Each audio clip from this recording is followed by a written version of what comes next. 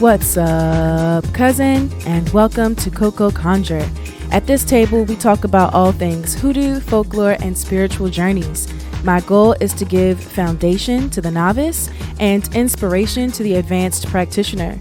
If you have not guessed already, my name is CoCo. Cousin, it's the last folklore episode of season 4. And today I'm bringing you stories from the Annotated African American Folktales, edited by Henry Louis Gates Jr. and Maria Tatar. You may already know of Henry Louis Gates Jr. from his PBS show Finding Your Roots. He's also the Alphonse Fletcher University Professor and Director of the Hutchins Center for African and African American Research at Harvard University. So, you know, the man knows his stuff. And his partner in this endeavor, Maria Tatar, is like she also knows her stuff. According to Wikipedia, Tatar is an American academic whose expertise lies in children's literature, German literature, and folklore. She is the John L. Loeb Professor of Germanic Languages and Literatures and chair of the Committee on Degrees in Folklore and Mythology at Harvard University. So, you know, she's no slouch. And together with Gates Jr. and Tatar, this book is full of insight and wisdom, and no joke, it reads and feels very much like a textbook. Very much like a textbook. A lot of insight and further delving into not just the folklore, but the origins of the folklore and why it's so important to the Black American today. So I found 3 stories that I really enjoy in this textbook. The first is a total classic. So let's just jump into that. Without much further ado, I bring to you the first tale called Flying Africans.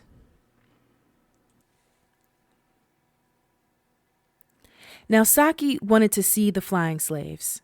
Sjaki had heard of the flying slaves who flew and made an awful noise once a year. And this particular night, Sjaki's brother had explained, was the night of the flying slaves, since it was the 1st of July and Emancipation Day celebration. "But you don't know it all," said the man bird.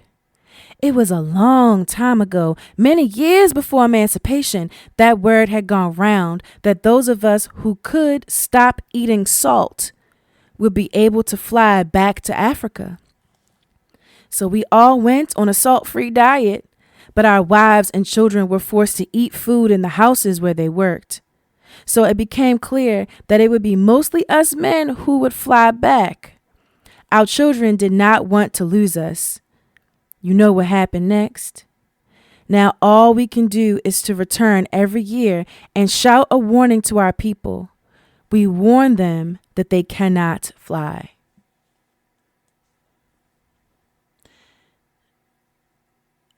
This original text was sourced from Sjaki and the Flying Slaves and Legends of Suriname, from Petronella Breinburg. I know I butchered all of those names.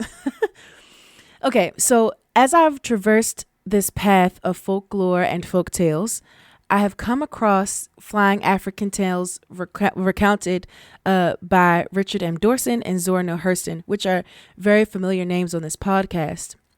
But I think this tale, as short and sweet as it is, really encapsulates a yearning to return home and this disconnect we have with the cultures of our ancestors. And it also encapsulates like how during the times of slavery, if you ran, you would have to leave your family behind, right? So like somewhere in there, you are disconnecting yourself from your heritage, right? I'm not saying we can't go back, right? Like, because we can go back. Many people, especially us spiritual folks who are following ATRs or African traditional religions or African derived religions, ATRs, ADRs, we try to recapture what was lost to us. That could be through DNA testing, priesthood initiations in West Africa, or even literally going back there to live and obtain citizenship. I think Sierra, the performer who is married to Russell Wilson, everybody and their mama mad about it. She was granted citizenship in Benin through legal means. In 2024, Benin passed a law granting citizenship to descendants of enslaved people. I believe if they prove through DNA testing that they have some sort of connection to that country. It's like you have to prove you come from there. And I think all of that is very fantastic, honestly. I think it's healthy for those of us who want to retrace our heritage and engage in cultural experiences to do so. I think it can be very healing. And to be honest with you, I'm not one of those people. I appreciate and respect our ancestors and the cultures they came from. But I do feel like I don't feel the need to reconnect on that deep of a level of immersion, right? I think through my travels around the world, I've realized that I am so completely American, and very specifically just traveling through this country, I'm so completely Black American, right? Like it's very much in my DNA. And through my appreciation of other cultures, I've learned to appreciate what we as Black Americans have built here in this country and how influential that is across the world. You will never feel so distinctly Black American until you go where other diasporic cultures are. Right. So you are next to other Black people and you go, oh, wait, hold on. We both Black, but we're not the same kind of Black. I appreciate it and I understand you and I get the roots of what, of your culture because I share those roots. But the differences are there. Right. But regardless of where you fall on that spectrum of appreciation to full immersion, there is a yearning to recapture what was lost to us through the slave trade. And those closest to slavery on the timeline probably would have yearned hardest, right? There are even testimonials about Black people spreading their wings and flying out of the hardship and misery that was slavery. And in the same book, the annotated, what is this book called again? Child, it's such a long name. The Annotated African American Folktales. They actually put in here some testimonials of people who, they have heard about or have seen people literally just taking flight and going back to the motherland. Right. So let's get into some of those. The first one is Moses Brown of 10 City. And Moses said, "My gran used to tell me about folks flying back to Africa. A man and his wife were brung from Africa. When they found out they were slaves and got treated so bad, they just fret and fret. One day they was standing with some other slaves and all of a sudden they said, 'We going back to Africa, so goodie bye, goodie bye.' Then they flied right out of sight." That was fun. Another testimonial came from Priscilla McCullough from Darren. And Priscilla said, "The slaves was out in the field working. All of a sudden they got together and start to move round in a ring. Round they go faster and faster. Then one by one they rise up and take wing and fly like a bird. The overseer heard the noise and he come out and he see the slaves rise up in the sky and fly back to Africa. He run and catch the last one by foot just as he was about to fly off.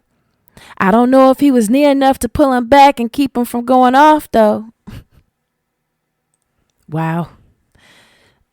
Man, I like that one because the slaves literally started a ring shout and used whatever they conjured to get the hell out of there. Speaking of conjuring, Serena Hall of White Bluff says this: "My ma tell me many times about a man and his wife what could work conjure. Anytime they want to fly, they just fly back to Africa and then come back to the plantation. They come back because they had children what didn't have the power to fly and had to stay on the plantation. One of the daughters wanted to learn to fly and work conjure. The father told her she had to learn the password, then she had to kill a man by conjure. After this, then she would have the power. The magic password means something like, 'Who lost the key Branzobo?' Now, I don't know nothing about a Branzobo, but in Hall's retelling, we see that it's not enough to just be an African slave who wants to run away. You have to have the power to conjure in order to fly away as you please. Those without the power had to stay behind. To me, in my more practical mind, this feels like Mother Moses or Harriet Tubman's story. She had this gift to hear the voice of God and use it to shuttle those out of the South. But even Mother Moses said they had to want to be free and do whatever it takes to secure that freedom. They had to feel it deep in their spirit before they ever decided to run. Now, something I find very fascinating about this retelling of Flying Africans is that it says that as generations have passed, we've collectively lost this ability to go back home because we engage in a diet with salt. The annotation connected to this story says the following. This is a direct quote. Salt was associated with diets and white cultures, and eating it implied the loss of the ability to return home. That's wild stuff, right? It reminds me of the Greek myth around the Eleusinian. I think that's how you pronounce it. The Eleusinian mysteries. That's Hades kidnaps Kore and takes her to the underworld to become his queen, the dread Persephone. Her mother, Demeter, gets pissed and stops cultivating the land, so people start to die. And when things come to a head, Hades and Demeter realize neither of them can truly own Persephone, have Persephone by their side at all times, because she ate pomegranate seeds while in the underworld. And when you eat the food of the underworld, you belong to the underworld, right? So black slaves ate the salt, or should I say, started to culturally integrate into their new home by preparing their food similarly to their masters. And because of that, they lost the ability to spread their wings and fly back home. And yet the conjure that was left, the wisdoms that were left, how we prepare our foods, the kind of foods we eat, all of that is also directly tied to the motherland. We're both American, like our culture is weaved deeply into the American tapestry. We helped to build this country literally on our backs with blood, sweat, and tears, and traumas. But also, like, we're still like, when people think of Americans, they don't think of us. All right. Even though we're so American, we're so American. We've created something very special in this country. The reason why I say they don't think of people with my face or your face, cousin, is one time I actually went on a date with a Nigerian man. That was a long, long time ago. Geez, I was like in my 20s when that happened. And on this date, he's talking to me about his homeland and the culture there. And he says to me, one of the things that he just can't get past is that, like, while he's here studying, is that he just can't get past all these fat Americans. Like, he was like, all these Americans are just like, they have no culture. These Americans have no culture. They have no values. They have no morals. And I'm looking at him and I'm like, sir, I look like you. I look like you in the face. I think I said it to him. I look like you in the face, but I am not from the motherland. Her DNA is in my body, but she is not mine culturally. So when you say fat Americans, you're talking about me, right? Like, I am American, sir. My people's done put too much heartache in this country for me not to claim it. This is my land too. And he looked at me befuddled, bewildered, dumbfounded. He was like, no, I mean, like, Americans. And I'm like, I don't know what you're saying. I don't know what that means. How am I not American? And he's like, no, I mean, like, white Americans. And I'm like, okay, I guess. But, like, you understand, like, you have to understand, sir, that I am Black American. My peoples came from your land, but they are forever trapped, like, culturally very much trapped in this country. like we can't reverse time. So if you've been here for a while, you know I always try to have a little takeaway from each story. And here's my takeaway. It's healthy to yearn to reconnect with a heritage lost to us as Black Americans. I think it's important to grasp where we came from with whatever degree pleases your spirit, from full immersion to just appreciation. That's cool. But because we could not spread our wings and fly home, our ancestors built something worth fighting for in America. So through curiosity and conjure, some of us will forever be the child of two mothers. And I think that's what makes hoodoo, honestly. Okay, the next tale is called The Skull That Talks Back. I found this on page 116 of the Annotated African American Folktales, but it was first written down in Zora Neal Hurston's book, Mules and Men. Take a listen and we'll break it down on the other side, okay? This was a man. His name was High Walker. He walked into the boneyard with skull heads and other bones. So he would call them, "Rise up, bloody bones, and shake yourself." And the bones would rise up and come together and shake themselves and part and lay back down. Then he would say to himself, "High Walker," and the bones would say, "Be walking." When he'd get off a little way, he'd look back over his shoulder and shake himself and say, "High Walker and bloody bones," and the bones would shake themselves. Therefore, he knew he had power. So a man sold himself to High Chief Devil. He give him his whole soul and body to do as he pleased with. He went out in a drift of woods and laid down flat on his back beyond all these skull heads and bloody bones and said, "Go away, Lord, and come here, devil, and do as you please with me. 'Cause I want to do everything in the world that's wrong and never do nothing right." And he dried up and he died away on doing wrong. His meat all left his bones, and the bones all was separated. And at that time, High Walker walked upon his skull and head and kicked it on ahead of him many times and said to it, "Rise up and shake yourself. High Walker is here." Old Skullhead wouldn't say nothing. He looked back over his shoulder 'cause he heard some noises behind him and said, "Bloody bones, you won't say nothing.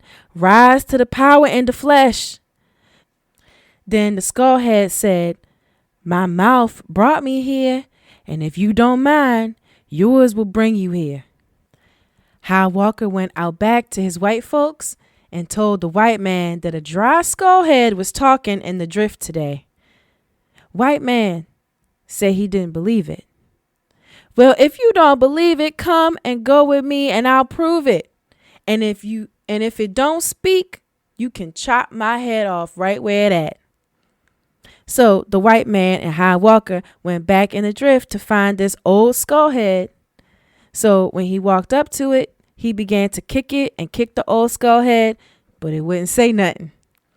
High Walker looked at the white man and seen him wetting his knife, wetting it hard, and the sound of it was rick-a-dick, rick-a-dick, rick-a-dick, rick-a-rick-dick. So High Walker kicked that old skullhead and called it many a time, but it never said nothing. So the white man cut off High Walker's head. And the old dry skullhead said, "See that now? I told you that mouth brought me here, and if you don't mind out, it's going to bring you here too." So the old bones rise up and shook themselves 7 times, and the white man got scared, and he said, "What you mean by this?" The bloody bones said, "We got High Walker, and we all bloody bones now in the drift together." That's some wild stuff. We got High Walker and bloody bones now in the drift together. There are a few things to take away from this tale. The most obvious is that we should have respect for the dead. Reading the annotations in our text, talking skull stories can trace its roots back to an Ifa divination tale about a farmer who finds a talking skull in his yam fields and runs to tell the king. In order to be taken seriously by the king, the farmer stakes his life on the fact that that skull, the dead, can speak. The farmer fails to prove the skull can talk and loses his own head in the process. Then the king does what perhaps should have been done at the start. He decrees proper burial rituals so that this sort of situation won't happen again. Because what was the skull doing in that yam field to begin with, right? On page 113 of our text, the annotation directly quotes the tale and reads, Ifa says that there is a dead person who has not been buried. Ifa says we should hurry and bury this person in fine style so that it will not draw many people to their death after it. Interesting. You play with the dead, it draws you to death. You disrespect the dead, it draws you to death, I should say.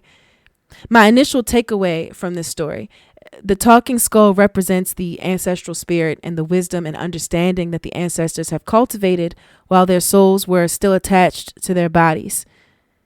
We have to respect their resting places. We have to respect their wisdom. That skull told him to shut up. He didn't shut up. We have to respect their secrets. We respect the spirits that we call upon when we do work. Not doing so could mean something disastrous. My second takeaway is, shut up. And that lesson is best told in a story related to talking skull stories, because that's like a genre, I guess, in folklore, in Black American folklore anyway. And this story is entitled John and the Blacksnake. That story goes a little something like this. One time, John went down to the pond to catch him a few catfish. He put his line in the water, and because the sun was warm, John began to doze off a little. Soon as his head went down a little, he heard someone calling his name. John. John. Like that. John jerked up his head and looked around, and he didn't see no one. 2-3 minutes after that, he heard it again. John. John. He looked to one side and the other. He looked down at the water and he looked up in the air. And after that, he looked behind him and saw a big old black snake sitting on the stone pile. Who been calling my name? Says John. Me, the black snake tells him. It's me that called you. John didn't feel too comfortable talking to a black snake, and he felt mighty uneasy about a black snake talking to him. He say, what you want? Just called your name to be social, Black Snake tells him. John looked all around to see was anyone else there. And how come you picked me to socialize with? Well, Black Snake say, you is the only one here. And besides that, John, ain't we both black? Let's get it straight, says John. There's 2 kinds of black, yours and mine, and they ain't the same thing. Black is black, Black Snake say, and I've been thinking on it quite a while. You might say we is kin. That was too much for John. He jumped up and sold out, went down the road like the Cannonball Express. And coming down the road, there was a wagon with Old Boss in it. Old Boss stopped and wait till John get there. He say, John, I thought you was down to the pond fishing for catfish.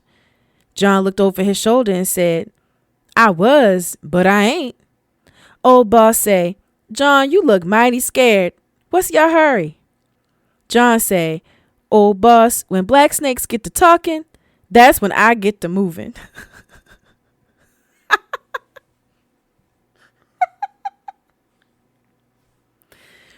Now, John, Old Boss say, you know that black snakes don't talk. Indeed, I know it, John say. And that's why, in particular, I'm going. Because this here Blacksnake is doing what you say he don't. Pears to me you've been into that liquid corn again, old boss say. I'm disappointed in you, John. You let me down. I ain't in no liquid corn, John say. It's worse than liquid corn. It's a big old black snake sitting on a pile of rocks down by the pond. Well, old boss say, let's go take a look. So old boss went with John back to the pond, and the black snake was still there, sitting on the stones. Tell him, John said to the black snake. Tell old boss what you told me. But the black snake just sat there and didn't say a word. Just speak up, John say. Tell him what I heard before. Black Snake didn't have a word to say, and old boss tell John, you gotta stay off that corn. I'm mighty disappointed in you. You sure did let me down. After that, old boss got in his wagon and took off. John looked mean at that Black Snake. He say, Black Snake, how come you make me a liar? And the Black Snake say, John, you sure let me down too. I spoke with you and nobody else. And the first thing you do is go off and tell everything you know to a white man. Okay, now I think that the parallels between this story and the original Ifa talking skull story are like obvious. I'm still going to spell it out. Instead of a king, like in the Ifa tale, or, of unnatural talking things, we have an old boss. Not quite a slave master. Old boss usually meant like, at least when I read them, I think post slavery, but you're still on the, like in the plantation setting as a sharecropper or a laborer. So now instead of them being your master, they're your boss, right? And instead of a skull, it's a snake. Okay. So I'm going to read the annotation here of this story. It says, a variant of tales about talking skulls and singing tortoises, this story mediates on the racial divide, testing loyalties and allegiances with a black snake that insists on solidarity and a slave that disavows color lines and confides in a white man, rather than taking Black Snake in as a confidant. This snake is less treacherous than social and trusting, showing his moral superiority by contrast to old boss, who brands John a liar. So snakes often relate, and this is my hoodoo mind talking, snakes often relate to conjure. Think Marie Laveau's snake companion, and then those who styled themselves after her, like the grandnephews that Zora Neal Hurston initiated under, also had a lot of snake motif in their work. And there is even like black snake oil, black snake powder, so on. So a freaking talking snake, to my hoodoo mind, is a signifier of conjure being afoot, right? And what does John do? He goes and he squeals. He goes and he squeals to someone that, as the snake said, isn't like us, right? That he ain't like us. I confide in you. I talk to you. I'm trying to be sociable and nice to you. And you went and go and told somebody who ain't like you and me. So if you've been in the hoodoo space for a while, a lot of folks will bring up the fact that hoodoo should not be talked about, like in major forums, online spaces, and places where it's not primarily black people. That conjure should be kept behind a gate. And you start to squeal and lose your power or access to power when you don't, like it dilutes the form, dilutes the nature of hoodoo when you tell outsiders about the conjure, right? And I think there is some truth to that. I know that sounds insane coming from me because I have an entire podcast based on hoodoo folklore and spiritual development. And I'm quick to call you guys cousins, but you've also heard me say family friends. And, I live on the fringe of hoodoo, and I'm very much an agnostic pagan. And your girl is loud.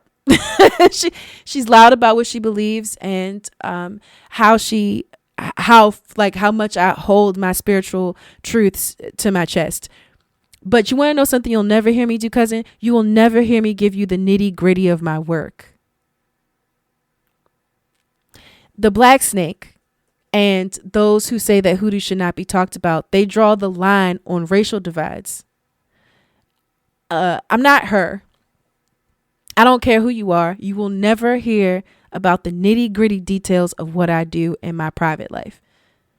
I will give you elements to assemble or words to say, but I will never, ever talk about exactly how I get my work to function or an exact step by step of how I do it, how I create the magic in my life. My gate is not on racial divide. My gate is either you know or you don't know about magical systems, about how to get the magic to work. That's where my gate is, right? Because, cousin, the word is already out.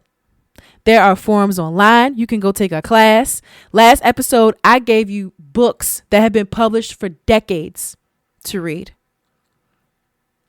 I think it's less about the macrocosm of hoodoo being gatekept and more about personal technique and spiritual work being gatekept. Like, I honestly don't understand how folks are happy to post photos of their work or give you a live video play-by-play as to what they're doing. And when I think about it now, like just ranting about it, it seems more or less like it seems like it's less for the spirits, less for the genuine sincerity of work, and more about the clicks, more about the likes. And that's where you get messed up. For the snake, it's a betrayal of black on black crime. Like, it's a black on black crime to pull this white guy in. For me, when you start pulling in everybody and their mama to come see what you do, it's a betrayal of the spirits you work with. Betrayal of the pacts you've made. Right? So sometimes, and this is my takeaway here, sometimes you got to shut up. Shut up about the work you do and let the work speak for itself in your life. You don't got to tell. Here's another thing too, is that hoodoo is not Christianity. We do not need to proselytize. You don't got to tell everybody and their mama and get them to convert. If they want to be Christian only, let them be Christian only. Right? If they want to leave hoodoo behind and go towards other ATRs, good for them. That's right. It's not our job to tell everybody and their mama about what we know. We have to respect the spirits in our life, respect the wisdom and the knowledge that was left behind. And sometimes that respect comes with shutting up. All right, that's enough of me ranting. Cousin, you have made it to the end of the episode. There are 2 more episodes. Yeah, Grace. Hi. There are 2 more episodes left in season 4 after this one. The next episode is an Internet Witches Got Questions episode that Big Sis and I recorded like 3 months ago. It was so long ago. And I think some of the topics we talk about are a little dated, and it is a long one. But I think it's still relevant. It's still fun to listen to. And then as our season 4 finale, we have an Other Tales original, which means that we're back in St. Stephen's with Ro Devereaux. Although, not to spoil too much, we're not going to be with Ro the whole time. We're going to retrace the steps of one of her more beloved ancestors. But before we get out of here, cousin, I want to let you know I want to remind you that you deserve the world. Our ancestors didn't fly home. Cousin, we still here on these shores doing our best in a country that was not meant for us, but we still, wove our culture into, and even now they will try to push us out if they could. But that does not mean, that this is not our land, and that does not mean that you shouldn't explore your roots, both mundane and spiritual. Just remember that when you do the spiritual work, don't announce it to the world. Keep some mystery around yourself so that no one can interfere with your blessings. Because, cousin, when you call for your blessings, especially when you shut up about it, they will come to you. I'll see you guys next time.